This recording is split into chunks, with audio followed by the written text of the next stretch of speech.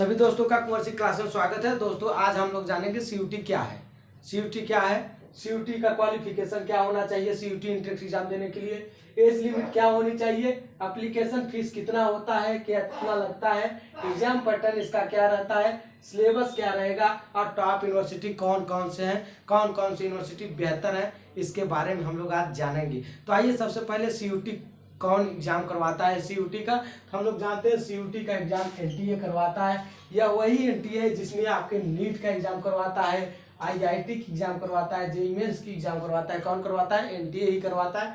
तो NTA CUT का exam 2022 से करवाने लगा है, यानी कि सेंट्रल यूनिवर्सिटी एंट्रेंस टेस्ट। इसकी क्वालिफिकेशन क्या होनी चाहिए, पहली टॉपिक हम लोगों की रहेगी इसकी क्वालिफिकेशन। तो दोस्तों हम आपको बताते हैं, जब कोई भी बच्चा 12वीं पास करने के बाद ग्रेजुएशन में एडमिशन लेना चाहता है तो उसको अब सीयूटी का एग्जाम देना पड़ेगा। पहले ऐसा होता था पहले हर यूनिवर्सिटी अपना एग्जाम स्वयं करवाती थी। जैसे इलाहाबाद विश्वविद्यालय अपना एंट्रेंस एग्जाम स्वयं लेता था, अपने आधार पे अपने यहाँ पे एडमिशन करवाता था। इसी तरह बीएचयू वह भी अपना एंट्रेंस एग्जाम स्वयं लेता था, स्वयं करवाता। लेकिन अब ऐसा नहीं है। अब सीयूटी के तहत 45 यूनिवर्सिटियां, सीयूटी में लगभग 45 यूनिवर्सिटियां शामिल है, जो कि आप लोग सीयूटी का एग्जाम देंगे तो इन 45 यूनिवर्सिटियों के किसी भी यूनिवर्सिटी में एडमिशन आप ले सकते हैं। तो इसके लिए केवल एक एग्जाम होगा जिसका नाम है सीयूटी।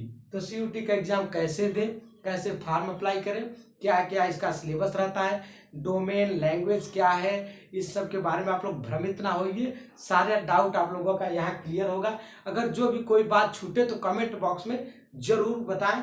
सबसे पहले चैनल को सब्सक्राइब जरूर कर लें। आइए देखते हैं क्वालिफिकेशन। दोस्तों इसकी क्वालिफिकेशन है 12वीं पास, यानी कि कोई भी बच्चा हो जो कि 12 पास यानी कि बोर्ड एग्जाम देकर 12वीं का बोर्ड एग्जाम देकर यह एग्जाम अप्लाई कर सकता है। यानी कि इसकी 12वीं पास योग्यता, 12वीं पास जो भी लड़का या बच्चा बालक जो भी हो वह 12वीं के बाद सीयूटी का एग्जाम देने के लिए सक्षम होता है। 12वीं पास इसकी क्वालिफिकेशन रहती है।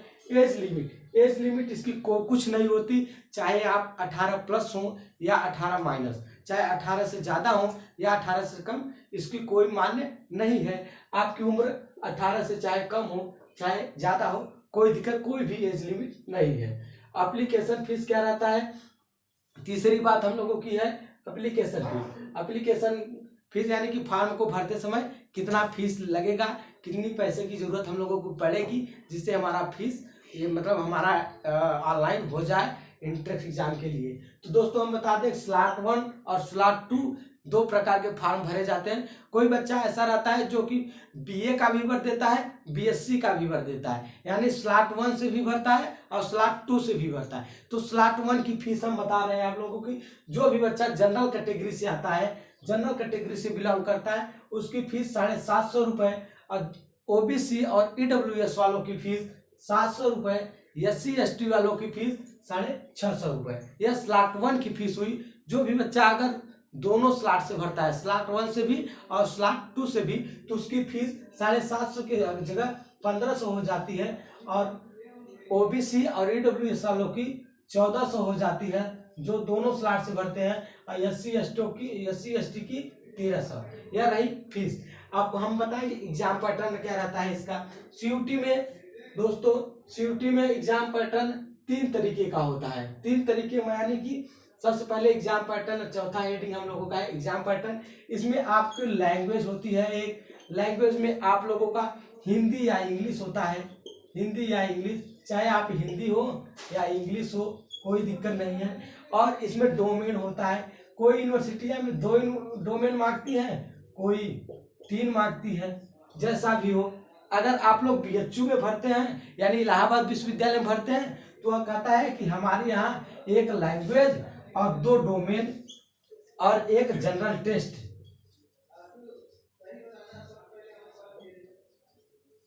General test. इलाहाबाद विश्वविद्यालय कहता है जो भी बालक हमारे यहाँ एंट्रेंस एग्जाम देगा उसको लैंग्वेज की तथा 2 डोमेन की और एक जनरल टेस्ट यानी कि 4 सब्जेक्ट का एग्जाम देना पड़ेगा।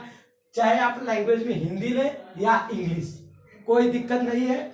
2 डोमेन चाहिए और एक जनरल टेस्ट चाहिए। और बीएचयू यानी कि बनारस हिंदू विश्वविद्यालय कहता है कि हमारे यहाँ जो बच्चा एडमिशन लेगा उसको एक लैंग्वेज एक जनरल टेस्ट, उसको डोमेन से नहीं मतलब, वह डोमेन नहीं कहता, वह डोमेन का नंबर नहीं जोड़ता। तो आप किस प्रकार के फॉर्म भरें कि इलाहाबाद विश्वविद्यालय में भी एडमिशन ले सकें और बीएचयू में, यानी कि एक फॉर्म भरे तो जहां मन करे वहां एडमिशन ले। अब ऐसा नहीं हो कि हम लोग इलाहाबाद विश्वविद्यालय के लिए या बीएचयू के लिए भरे तो केवल लैंग्वेज भर दे, जनरल टेस्ट भरे तो बीएचयू में ना हो पाए, तो इलाहाबाद विश्वविद्यालय के लिए तो डोमेन चाहिए, डोमेन भरे ही नहीं है तो इलाहाबाद विश्वविद्यालय में हमारा एडमिशन कैसे होगा। तो ऐसा ना करें, इसके बारे में हम लोग विशेषता चर्चा करते हैं। आइए देख लेते हैं इसी समय क्या है, इसमें क्या कंडीशन होती है एग्जाम पैटर्न में। अगर आप लोग फॉर्म भरते हैं, फॉर्म भरते समय केवल दो बातों का ध्यान दीजिए। किन किन बातों का आप लोग ध्यान देंगे, तो ध्यान आप लोगों को यह देना होगा कि जब भी हम फॉर्म भरें तो एक लैंग्वेज जैसा कि हर यूनिवर्सिटी में लैंग्वेज जरूर कहता है, लैंग्वेज चाहे आपकी हिंदी हो, लैंग्वेज समझ रहे हैं आप, एक लैंग्वेज चाहे हिंदी या इंग्लिश कोई भी हो, हिंदी या इंग्लिश कोई भी हो। और डोमेन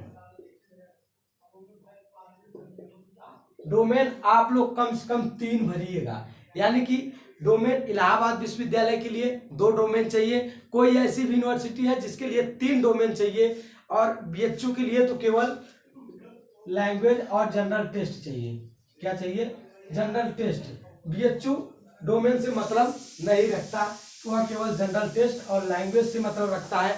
और दिल्ली यूनिवर्सिटी जैसी भी कोई भी बालक ऐसा होता है कि 12वीं तक साइंस साइंस पढ़ता है, यानी कि पीसीएम से फिजिक्स केमिस्ट्री मैथ या पीसीबी से फिजिक्स केमिस्ट्री बायो, वह बाद में 12 के बाद आकर बीए करना चाहता है तो वह दिल्ली के लिए एलिजिबल नहीं है, क्योंकि वह कहता है कि जो भी बालक हमारे यहाँ एडमिशन लेगा उसको पीसीएम से ही इंट्रेंस एग्जाम देना पड़ेगा। यानी कि कोई ऐसा बालक है जो पीसीएम पढ़कर आया है लेकिन वह एग्जाम हिंदी, संस्कृत, इतिहास, भूगोल, नागरिक शास्त्र, साथ इन विषयों में देना चाहता है, तो ऐसा संभव दिल्ली के लिए नहीं है। तो आप लोग सबसे पहले जान लीजिए, लैंग्वेज में या हिंदी या इंग्लिश 2 लैंग्वेज हैं। डोमेन में आप लोग कितने भी डोमेन ले सकते हैं, कोई परेशानी नहीं है, लेकिन न्यूनतम फॉर्म भरते समय 3 डोमेन जरूर चूज कीजिए, जिसके लिए आप कुल 45 यूनिवर्सिटी के लिए योग्य रहें।